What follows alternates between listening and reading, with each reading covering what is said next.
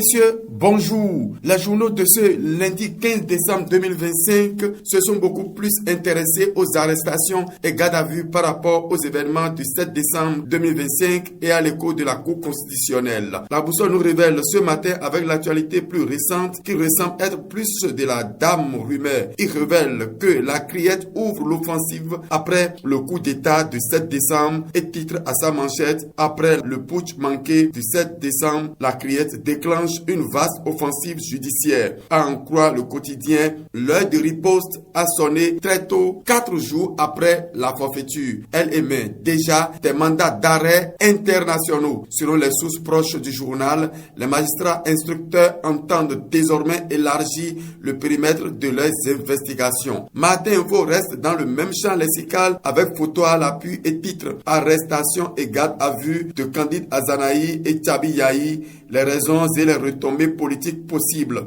Le journal émet des hypothèses vérifiables qui riment avec ses coups d'arrêt. Matin Libre revient sur les vastes de soutien et constate librement la présence de Cornade Baguidi à Savalou. Le président du Conseil économique et social se désole de cette tentative de coup d'État et réunit autour de lui tout Savalou, ce qui permet au journal de titrer à sa une push manqué, Conrad Baguidi et Savalou debout contre la déstabilisation. Le témoin a été témoin de l'ambiance à Avrancourt ce week-end.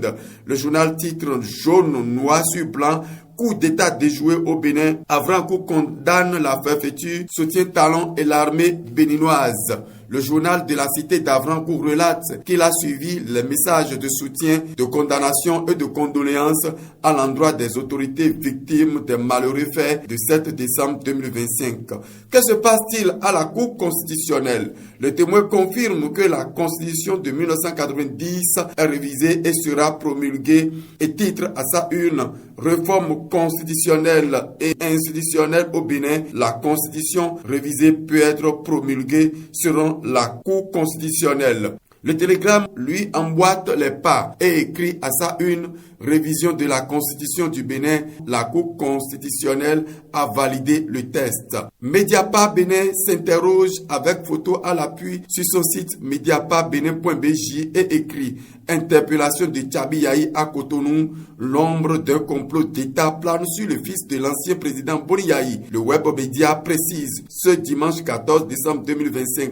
L'opération a commencé à 21h30 de ce samedi avec cordon impénétrable qui a entouré le domicile du présumé. C'est à 2 heures que l'intervention décisive a abouti. Peace FM qui publie sur son site internet peacefm.bj comprend l'action publique, la jeunesse de Ouida face au porte-parole du gouvernement. Le média en ligne affiche sur sa page web que Wilfried Humbedi était bel et bien à Ouida ce week-end. Sa présence visait à répondre aux besoins exprimés par les jeunes de mieux comprendre l'action gouvernementale et les orientations stratégiques de l'État. Fern Media sur son site web fern-media.bj se positionne à Bonou pour constater que les enseignants et les artisans de la vallée ne sont pas restés muets face à la forfaiture du 7 décembre. Le média en ligne de Joël Akoné relate les différents discours lus à cet instant. C'est la fin de cette revue de presse. Retrouvez-nous demain pour un autre numéro.